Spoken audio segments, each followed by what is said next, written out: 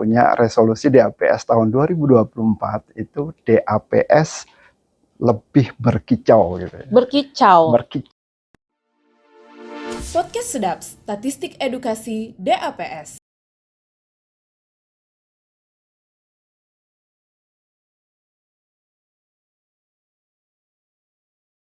Assalamualaikum warahmatullahi wabarakatuh. Kembali lagi di podcast Direktorat Analisis dan Pengembangan Statistik. Ini adalah episode pertama di tahun 2024. Dan karena episode pertama, kita sudah kedatangan tamu yang sangat spesial, yaitu Direktur Analisis dan Pengembangan Statistik, Bapak Muhammad Romzi. Selamat datang Pak Romzi. Terima kasih Mbak Dede. Apa kabar Pak? Baik, Alhamdulillah. Nah Pak, di hari ini kita ingin berbincang-bincang mengenai kegiatan DAPS atau Direktorat Analisis dan Pengembangan Statistik.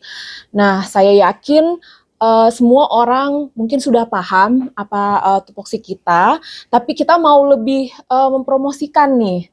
Mungkin nanti ada pelajaran-pelajaran yang bisa diambil oleh teman-teman semua tentang inovasi yang kita lakukan, apa saja breakthrough yang kita lakukan. Nah, pada sesi podcast ini semuanya akan dijelaskan oleh Pak Romzi. Nah, Pak, pertanyaan pertama nih. Sebenarnya di BPS dan juga di lingkup perstatistikan nasional secara luas, peran DAPS itu apa sih, Pak? Ya, Mbak Dede. Jadi kalau saya pribadi ya melihat DAPS itu sebagai miniatur daripada BPS. Gitu ya. Kenapa saya bisa bilang begitu? Karena apapun output di BPS gitu ya, atau kegiatan statistik yang dilakukan di BPS itu ada di DAPS gitu. Mulai dari survei misalkan gitu ya. Kita pernah melakukan survei COVID gitu kan. Iya. Malah lebih keren nih gitu ya, survei berbasiskan online. Betul. Nah, pada umumnya BPS melakukan paper base gitu. Betul, kan. Pak. Kemudian ada penyusunan indikator gitu ya. Ada analisis gitu. Ada big data, ada proses penjaminan kualitas gitu.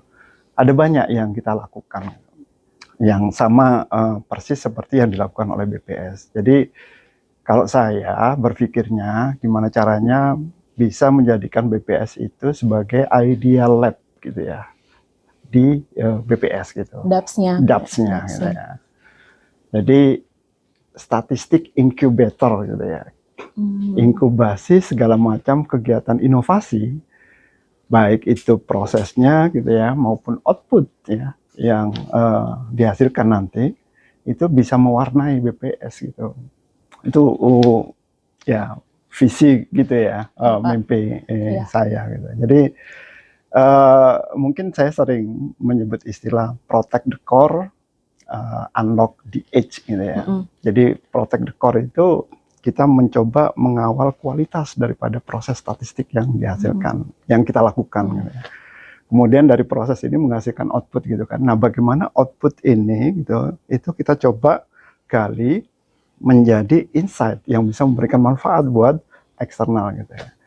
Jadi ibaratnya jadi fungsi DAPS itu kayak pisau bermata dua gitu.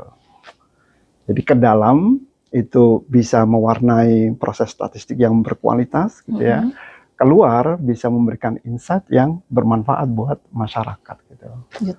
Itu.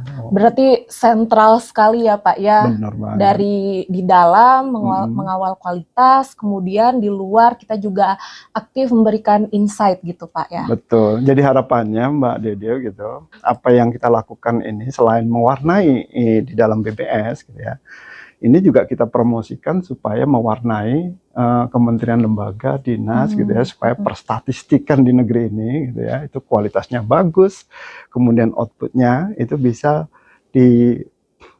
digali gitu ya, untuk bisa menghasilkan insight yang bisa bermanfaat untuk pengambil kebijakan gitu.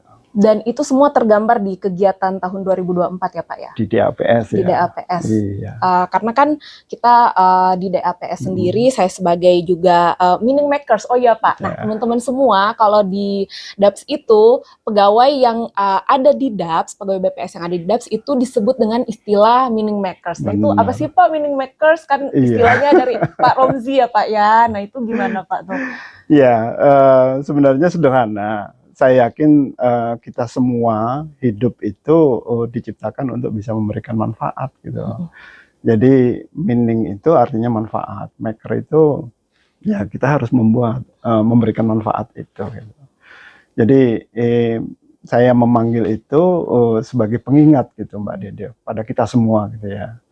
Anda itu, kita semua itu gitu ya, itu bisa memberikan meaning gitu buat diri kita sendiri, buat sekitar di DAPS, buat BPS, dan juga tadi gitu buat perstatistikan nasional. Gitu.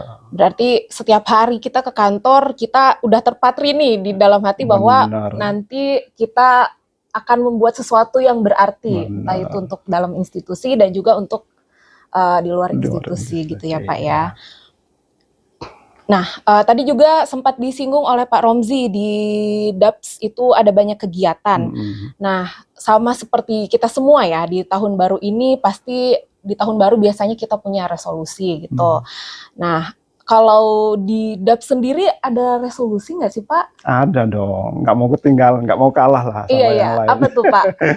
Jadi gini, kalau saya melihat ya Mbak Dede ya, kebanyakan orang berpikir tentang resolusi itu semacam capaian. Tujuan akhir yang ingin dicapai gitu. Tapi sebenarnya yang paling penting adalah bagaimana mencapai tujuan itu gitu. Prosesnya. Prosesnya gitu. Maka resolusi DAPS tahun ini gitu ya, saya berorientasi ke sana, ke prosesnya. Ada framework gitu ya, cara kerja kita bersama gitu untuk mencapai tujuan yang kita inginkan gitu. Tujuannya sederhana sih, kinerja DAPS gitu ya, yang menjadi tanggung jawab dari ya sebagaimana tusinya gitu ya, dan juga tadi memberikan warna ke eksternal gitu ya, perstatistikan nasional gitu. Jadi ini bagaimana caranya supaya kita bisa mencapai tujuan itu yang paling penting gitu.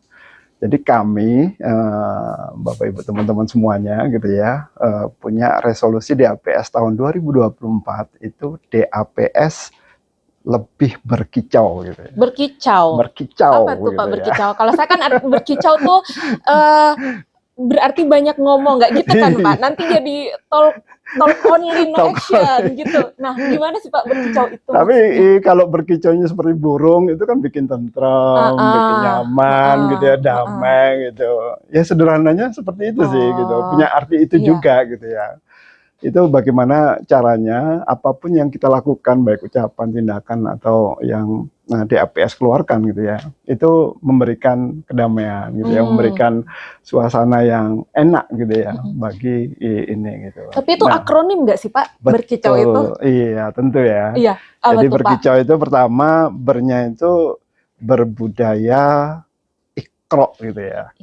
Berbudaya ikro. Ya, mindset ini paling penting nih Mbak Dede. Kerja itu penting gitu ya. Tapi kalau mindsetnya nggak ditata gitu ya. Tadi kan framework dalam bekerja ya. Mindsetnya kalau nggak ditata gitu, itu ya khawatirnya spiritnya nggak ada gitu ya. Orientasinya juga nggak jelas gitu. Betul. Jadi bernya itu berbudaya ikro gitu ya. Ikro itu I, K, R, A gitu. I-nya insight. Oh, jadi memberikan insight gitu. Insight itu bahasa sederhananya kita menemukan blind spot gitu ya. Sesuatu yang orang nggak lihat gitu. Sehingga kalau ini kita ceritakan gitu ya, kita tunjukkan kepada orang gitu, akhirnya ada tercipta aha moment gitu ya. Jadi kayak gitu. Oh gitu. Gitu. Itu insight gitu ya. Kemudian Q-nya itu quality gitu. Itu harga mati gitu.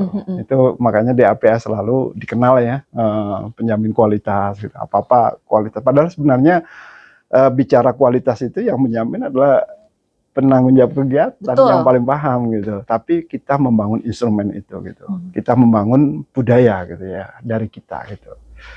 Itu key gitu. Q. Kemudian R R. itu risk gitu. Risk. Risk itu memang yang selama ini Bapak Ibu teman-teman semuanya kita pikirkan itu resiko yang negatif gitu.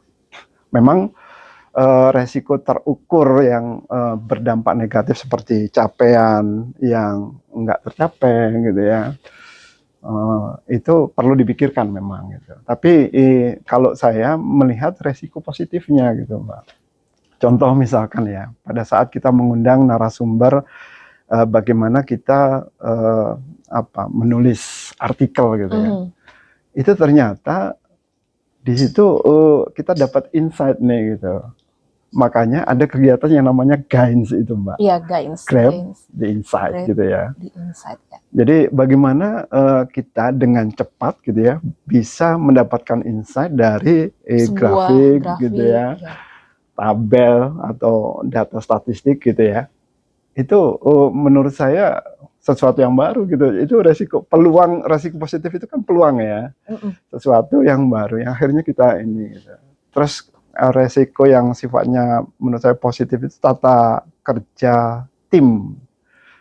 Ya, saya yakin teman-teman semuanya di pusat maupun di daerah itu masih mencoba mencari bentuk tata kerja tim Ya, karena gitu kan ya. sesuatu yang baru kan gitu ya, Pak, kan, ya. dari Sebelumnya struktural belum ke ada. fungsional gitu. Nah, ini alhamdulillah nih mulai tahun kemarin gitu ya kita bentuk tim yang di situ ada muda-muda gitu ya, statistisi, ahli muda, bahkan yang pertama saya tunjuk sebagai ketua tim gitu ya.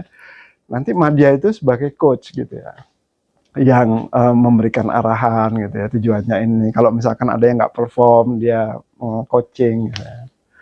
Nah itu resiko positif yang ini. Itu risk itu mindset itu harus ada. Gitu. Berarti berani ambil resiko untuk gains yang lebih bagus gitu Pak ya. Nah itu juga pada akhirnya akan muncul gitu. Terus kemudian terakhir A ya. A itu attitude. Jadi kerja itu tadi mungkin sudah saya sampaikan ya, kerja itu nggak cuman kerja gitu ya, tapi attitude gitu, akhlak gitu ya, etika gitu kalau istilah yang sekarang gitu ya. Itu penting itu Mbak Dede gitu. Dan ini juga kenapa saya masukkan gitu di dalam resolusi itu karena nggak cuma di DAPS gitu, di unit kerja lain, bahkan di daerah gitu ya. Kolaborasi antar generasi gitu, intergenerational gap itu, relationship-nya itu perlu dibangun gitu. Betul. Ini kadang yang gap, muda, iya gap komunikasi gitu ya. Antara yang milenial dan yang Gen Z. Yang Gen Z kan beda cara pikirnya ya Pak ya. Bener, apalagi yang baby boomer seperti saya gitu kan. Jadi udah jauh gitu. Jauh gitu. Jadi ya attitude gitu, itu juga penting gitu. Makanya mindset itu harus dibentuk gitu. Makanya alhamdulillah nih teman-teman Change Agent Network di DAPS itu sudah mencoba, nanti ada copy morning ya, yang di situ narasumbernya berbicara tentang attitude gitu. Nah itu berbudaya ikroknya gitu. Ini panjang nih Pak Dede. Nggak apa-apa Pak, durasi tidak dibatasi. Oke. Kemudian kicau gitu ya. Kicau. Kicau itu dari K, I, C, OU. Kicau. Gitu. OU dan ya A sama OU gitu ya, kicau gitu ya. Jadi pertama K-nya itu kolaboratif. Nah itu tadi generasi yang berbeda-beda gitu ya. Terus kemudian mungkin Mbak Dede terlibat dalam berapa tim gitu di APS gitu. Banyak Pak, kan? ada 5. 5 gitu ya. Masing-masing orang maksimum 5 ya di APS ya gitu ya. Minimum 4 gitu. Nah bagaimana mereka berkolaborasi ini menjadikan penting. Gitu. Itu yang K ya. Kemudian I-nya itu integratif gitu. Nah saya melihat kenapa integratif ini saya munculkan gitu ya. Karena saya melihat muara dari pekerjaan teman-teman ini tahun lalu itu ada banyak gitu. Bicara analisis saja misalkan, itu ada analisis isu terkini gitu ya, kemudian ada data in gitu ya. ada analisis lain-lain gitu ya. Nah, kenapa nggak kita integrasikan saja gitu ya? Betul. Satu output gitu ya, fokus sebenarnya analisis itu kan memberikan insight gitu prinsipnya. Sama yang juga kita lakukan di DAPS itu penyusunan SOP yang terintegrasi Mbak Dede gitu. Dan ini kalau nggak salah sudah mau diadopsi oleh teman-teman yang lain ya Pak ya? Benar, saya dengar teman-teman yang lain juga udah mulai ngelirik gitu ya, melihat cara kita menyusun SOP itu seperti apa. Kita sudah merujuk CSBPM gitu ya. Kemudian tadi saya bilang apapun kegiatan di BPS itu ada gitu. Jadi SOP untuk analisis, SOP untuk penyusunan indikator, SOP untuk big data gitu ya. Itu semuanya ada gitu. Dan disertai dengan pengukuran kualitasnya masing-masing. Nah, itu juga seru itu. Iya, Jadi Pak. nggak cuma proses gitu, tapi kematangan atau kualitas dari proses itu diukur nanti. Itu I-nya gitu, Mbak. Kemudian berikutnya C ya. C itu berkicau gitu ya. C itu cost efektif gitu. Teman-teman mungkin tahun lalu di penghujung tahun itu kita sudah mendengar istilah AA gitu ya, automatic adjustment gitu ya. Tahun ini baru masuk di awal tahun langsung aja sudah dengar langsung ada ini.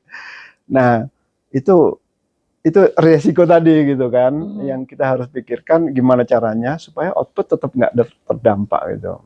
Jadi harus memikirkan cara-cara yang efisien gitu ya, tapi efektif gitu ke tujuan yang sudah kita tetapkan. Itu C gitu. Kemudian A itu ya agile gitu ya. Nah itu ya intinya teman-teman yang multitasking gitu ya, bagaimana caranya supaya bisa shifting dari satu tim ke tim yang lainnya, satu output ke output yang lainnya gitu ya. Itu luar biasa itu. Jadi kalau shiftingnya itu seperti nggak terasa gitu, multitaskingnya kayak komputer lah Mbak gitu ya. Kalau dulu kita ngerjain apa sambil dengerin musik gitu, ngeprint gitu ya, itu musiknya terganggu gitu ya. Tapi kalau sekarang udah seamless gitu ya. Nah, saya pengen agile-nya seperti itu teman-teman gitu, seamless gitu. Nggak ada isu ketika bekerja dengan beberapa tim gitu ya untuk mencapai tujuan yang diharapkan dalam setahun ini. Itu agile gitu. Terakhir O gitu. O itu outcome based gitu. Nah, ini kembali ke yang di awal tadi Mbak, mini makers gitu. Jadi kita orientasinya ke outcome gitu. Bikin with the end in mind gitu. Jadi ujungnya ini gitu ya. Apa sih outcome yang bisa kita berikan gitu. Itu yang harus tertanam gitu dalam pola kerja kita gitu. Outcome-nya harus didefinisikan gitu. Jadi jangan sampai cuman ngejar output gitu tapi usernya nggak tahu gitu ya, penerima manfaatnya juga nggak ini gitu ya. Nah itu terakhir masuk ke outcome based gitu. Berarti sangat komprehensif mulai dari mindsetnya, kemudian cara bekerjanya, kolaborasi, bagaimana berkomunikasi dan bekerja dengan lintas generasi, kemudian kita dipikirkan juga risknya seperti apa, dan sampai ke outcome yang dirasakan oleh konsumen. Benar. Wah mantap nih Pak. Mudah-mudahan teman-teman ini ya terinternalisasi itu sehingga semangatnya sama kita. Gitu. Nah Pak, selanjutnya kita mau ngomongin masalah produk nih. Sekalian promosi nih Pak. Kira-kira kan tadi ada beberapa tim ya Pak ya. Ada yang di teman-teman. Jadi di DAPS itu dibagi-bagi per rumpun. Ada yang rumpun analisis, ada yang indikator, ada penjaminan kualitas, ada yang hubungannya dengan eksternal, dan juga di DAPS itu kita sangat take seriously perubahan, manajemen perubahannya melalui tim Chan ya Pak ya, tim Chan dan RB. Nah itu gimana sih Pak? Boleh diceritakan nggak? Ya, yang mananya nih, outputnya atau peran Chan-nya?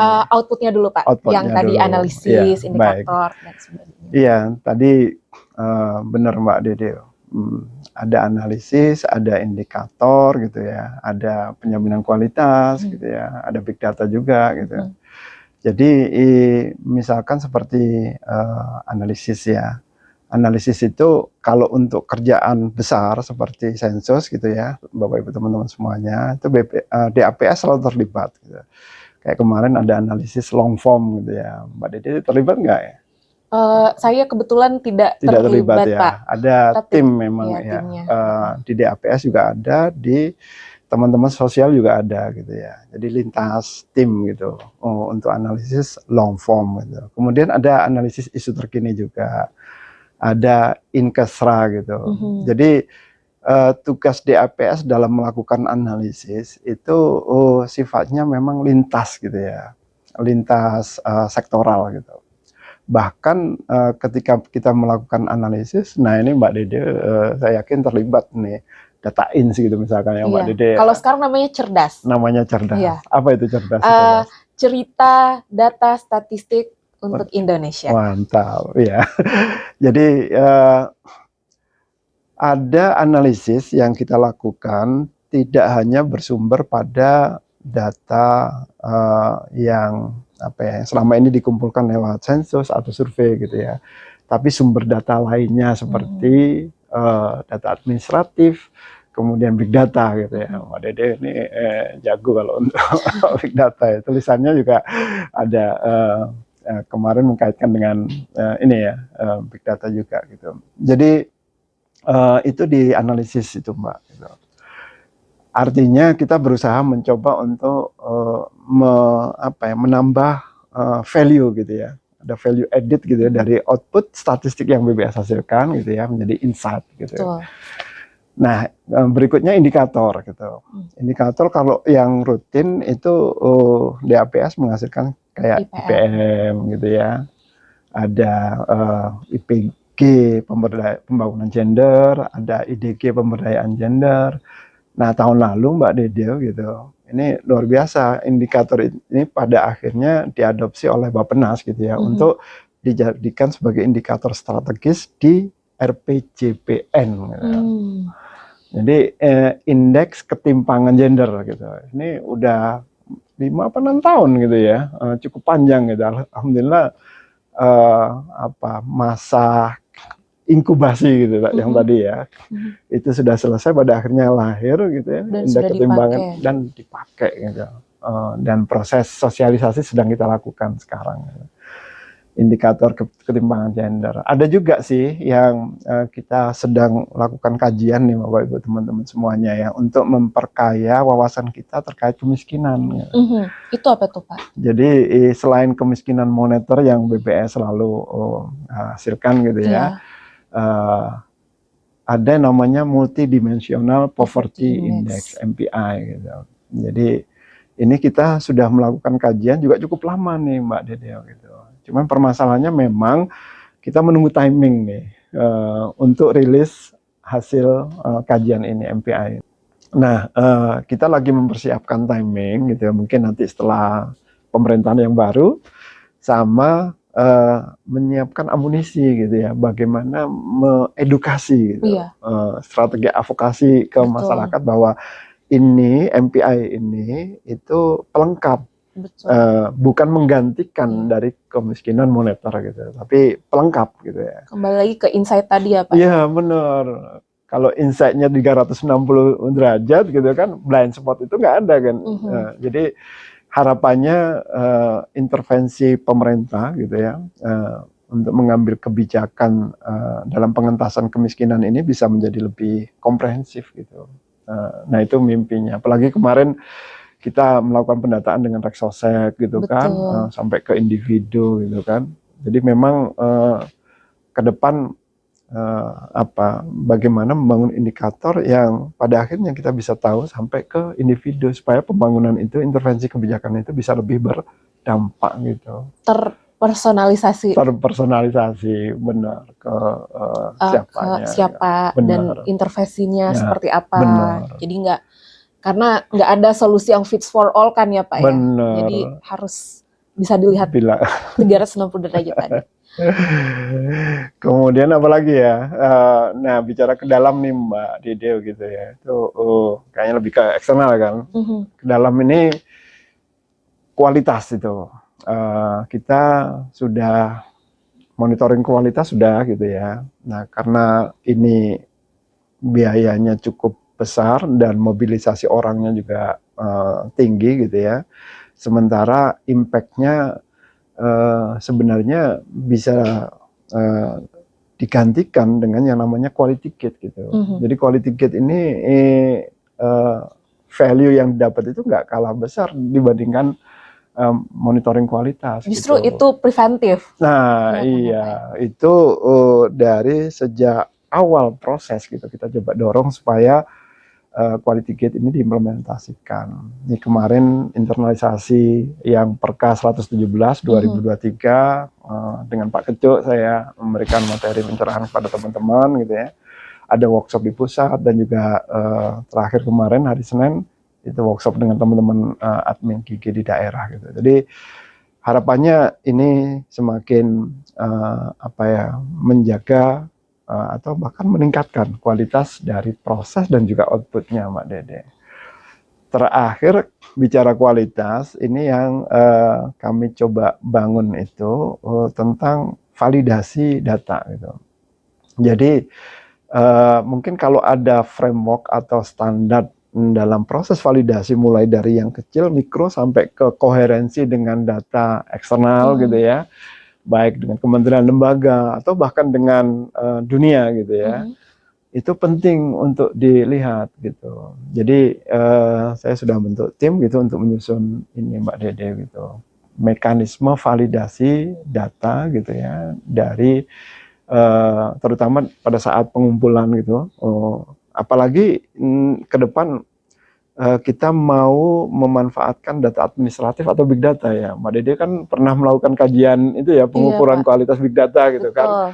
Ada hyperdimension gitu ya, input, throughput, dan output gitu ya. Di input itu yang paling krusial kan. Betul. Bagaimana validasi, meyakini bahwa data yang kita mau proses di tahapan berikutnya udah berkualitas. Nah, karena kan garbage in, garbage out. Jadi sayang semua streamline ke belakangnya kalau di awalnya inputnya aja tuh nggak berkualitas. Nah, itu Mbak Dede gitu. Saya belajar dari Mbak Dede gitu tentang hyperdimension gitu. Input ini penting gitu. Dan kemarin memang di expert group meeting gitu ya tentang NQAF National Quality Assurance Framework dibahas itu penjaminan kualitas untuk data administratif dan sumber data lainnya. Penting itu. Jadi proses berikutnya percuma tadi Mbak Dede bilang gitu kalau inputnya garbage. Gitu. Iya, betul Pak. Itu Mbak Dede. Oke, jadi mungkin teman-teman semua sudah ada sedikit pandangan ya, bahwa di DAPS itu kita sudah ada proses dan output untuk analisisnya, indikator, dan juga yang tidak kalah pentingnya untuk penjaminan kualitas. Benar. Nah, satu lagi nih Pak, yang tadi sempat saya sebutkan, yaitu kegiatan change management di DAPS. Ya. Kira-kira apa sih Pak yang berbeda nih, inovasi apa sih yang dilakukan? Ya, jadi tugas dari Chan ini adalah bikin program untuk mengelola perubahan gitu, change management gitu ya. Jadi percuma kita bikin strategi gitu ya, yang misalkan outputnya macam-macam tadi, yang memberikan outcome base yang clear gitu ya. Tapi kalau orang-orangnya itu nggak disiapkan ke sana, baik mindsetnya gitu ya, maupun cara kerjanya gitu. Jadi tim Chan ini gitu ya, karena banyak program-program baru Mbak Dede gitu ya, maka berbagai upaya baru harus dibangun nih. Yang jelas pertama gitu ya, tugas tim Chan ini, Change Agent Network itu adalah membangun bonding tim gitu ya. Nah, awal tahun lalu kita melakukan DAPS Fun Game gitu ya. Itu upaya kita untuk membangun chemistry gitu ya, bonding gitu ya, ikatan emosional gitu ya. Bukan dekat-dekat terus emosi gitu ya. Itu membangun bonding. Kemudian ini ya sebenarnya intinya tugas Chan itu Mbak Dede, eh, ini belajar dari pengalaman organisasi-organisasi besar ya gitu ya. Itu mereka strateginya bagus tapi change manajemennya atau sentuhan ke orangnya itu nggak dipikirkan gitu. Itu hampir 70% inisiatif perubahan itu gagal. Jadi penting nih gitu.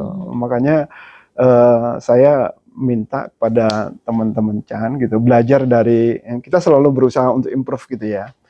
Jadi misalkan tahun ini Mbak Dede kita mencoba untuk memberikan apresiasi gitu ya, reward and recognition gitu ya. Kalau punishment nggak ada lah di BPS itu ya. Saya yakin pegawai kita itu udah bagus lah gitu ya. Tinggal reward sama pengakuan ya, recognition gitu.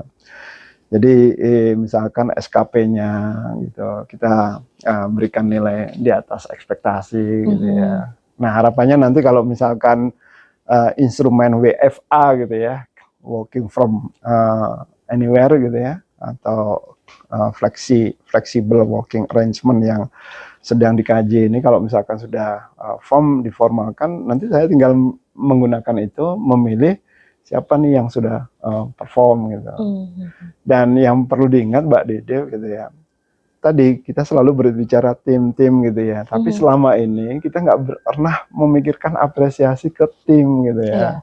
Apresiasi cuma ke individu gitu. Ya padahal semua kerja tim juga gitu kan ya, gitu. Nah itu makanya mulai tahun ini Mbak Dede gitu, ini instrumen yang dibangun sama teman-teman Chan ya, untuk memberikan apresiasi kepada tim gitu. Jadi gimana caranya gitu ya, nggak ada orang yang show off gitu ya, dan dia sendiri yang paling hebat gitu ya, dan nggak ada orang yang free rider gitu ya, numpang yang penting SKP pokoknya baik-baik saja gitu. Itu nggak boleh ada yang kayak gitu, timpang gitu. Jadi tim ini harus solid gitu. Nah itu yang saya coba challenge gitu di DAPS tahun ini gitu. Siapa yang bisa membangun tim yang hebat gitu ya. Kalau teman-teman Chan itu punya sebutan bestie gitu Bestie. ya. Jadi hai Bestie, bukan gitu ya Pak ya. Kalau di DOS itu Bestie itu adalah tim yang terbaik. Terbaik, best team gitu ya. Jadi itu sebutan gitu dari tim yang terbaik. Jadi kita berikan apresiasi buat tim ini gitu. Karena ya apapun tim lah sebenarnya yang ini, output itu bukan output individu, output tim gitu. Nah ini juga mendorong untuk teman-teman sharing kapabilitas gitu ya, kerja bareng gitu. Itu untuk agile itu memang tim gitu Mbak Dede gitu. Jadi itu ya yang sudah dibangun gitu ya sama tim, dan yang paling penting tadi nggak cuman kerja gitu ya, tapi bagaimana kita kalau saya dengar Mbak Dede itu suka jogging gitu kan, olahraga itu juga itu harusnya bagian daripada kerja. Betul, ya Pak. Karena kerja kalau kita nggak sehat, nggak fresh gitu, gimana mau perform gitu ya. Maka tim Chan mulai tahun ini ada Fit and Fun Day di APS gitu ya. Itu ke lapangan Banteng gitu ya. Kita senam bareng gitu ya. Kemudian kita mungkin olahraga mandiri gitu ya, grup, atau ada yang mau jogging sendiri, itu bebas gitu. Tapi itu bagian dari bonding juga gitu ya. Jangan meremehkan itu gitu. Itu penting banget gitu ya. Sehat, kemudian tim gitu ya, fun and fit gitu ya. Kerja juga harus fun, harus fit juga kan gitu kan. Iya. Itu mudah-mudahan teman-teman bisa mengerti ini gitu.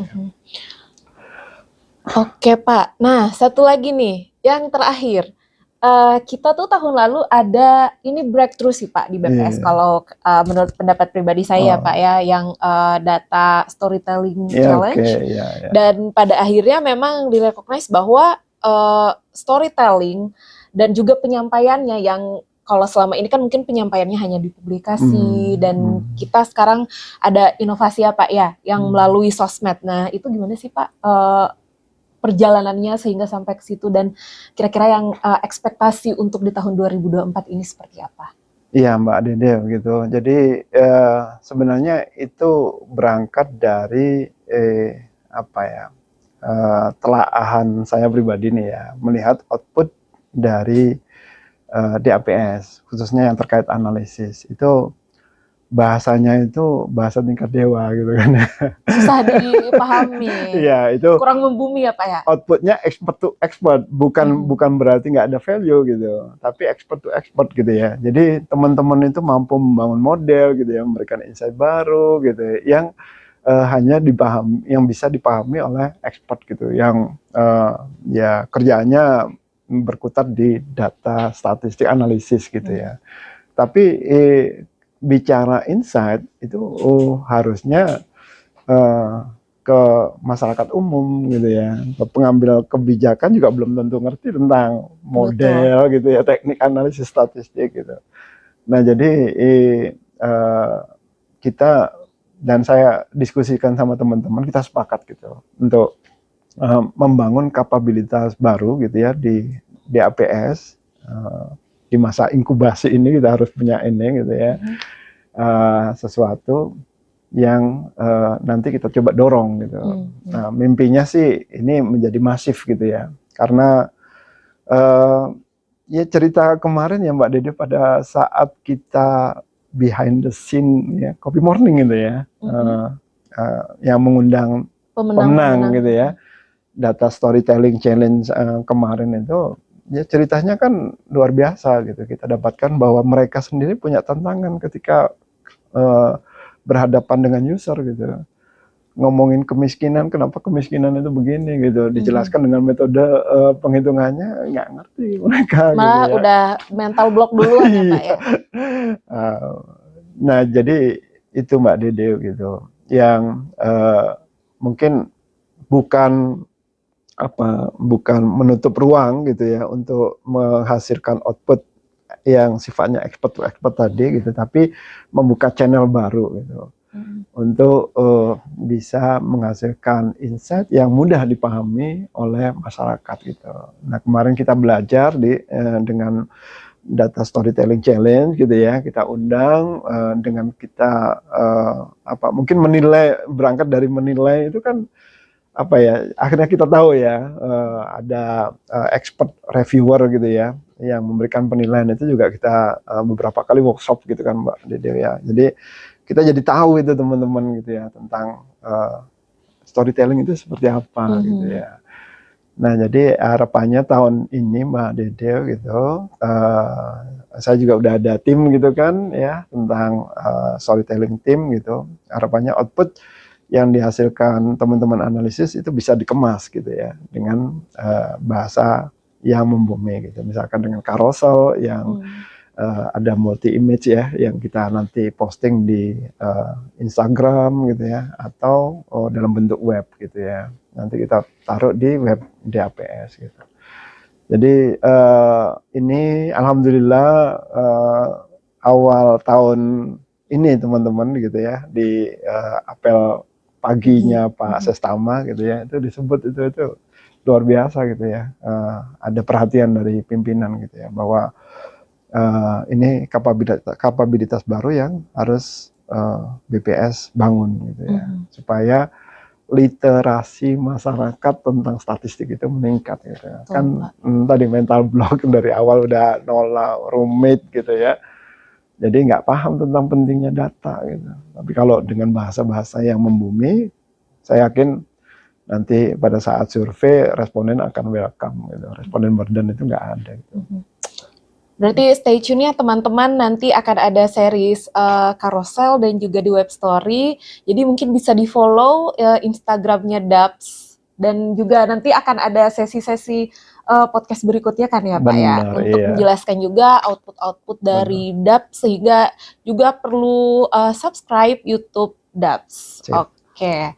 Jadi dari tadi apa yang Bapak sampaikan, kalau yang saya tangkap adalah bagaimana kita tuh selalu melakukan continuous improvement, selalu beradaptasi. Oh, perlunya apa, nanti yang dibenerin di sini, belajar tahun lalu kekurangannya apa, diperbaiki di tahun ini, sehingga memang continuous improvement sangat penting yang juga ditunjang oleh SDM yang mindsetnya outcome, beretitude, dan juga komunikasinya bagus, ada bonding gitu ya Pak ya. Nah, semoga ini juga bisa menjadi pelajaran bagi teman-teman yang menonton, mungkin bisa diadopsi di unit kerjanya masing-masing gitu kali ya Pak ya. Iya, benar. Nah, ada penutup nggak Pak nih? Yang pamungkas gitu, kira-kira? Apa ya? Ya, saya mengajak kepada siapapun gitu ya, terutama pada teman-teman di DAPS gitu, untuk memberikan yang terbaik gitu ya, buat institusi yang kita cintai ini. Jadi senang kalau misalkan apa yang kami ceritakan tadi itu menggugah teman-teman dari unit kerja lain gitu, misalkan kolaborasi analisis gitu ya, atau bahkan dari daerah Mbak gitu ya, kita bisa join gitu analisis atau apapun gitu ya, mengawal kualitas gitu ya, bersama-sama memberikan insight gitu. Itu yang kita harapkan gitu ya, karena kami DAPS nggak bisa sendirian gitu, tapi kami yakin apapun yang kami lakukan ini, kalau misalkan disertai dengan uluran tangan teman-teman gitu ya, itu menjadi kolaborasi yang hebat gitu ya, untuk membangun institusi BPS yang lebih berkelas gitu, world class NSO gitu ya. Itu Mbak Dede. Baik, terima kasih Pak Romzi, terima kasih teman-teman semuanya. Sekali lagi, untuk lebih update tentang kegiatan di DAPS dan output-output yang tadi sudah kita bicarakan, itu bisa di-follow media sosial DAPS, ada Instagram, dan juga di-subscribe di YouTube-nya. Terima kasih sekali lagi Pak Romzi, semoga apa yang kita cita-citakan tercapai ya Pak ya. Ya, mudah-mudahan berlanjut ya podcastnya ini untuk memberikan value kepada yang lainnya. Oke, bye. Bye-bye. Podcast Sedap, Statistik Edukasi DAPS.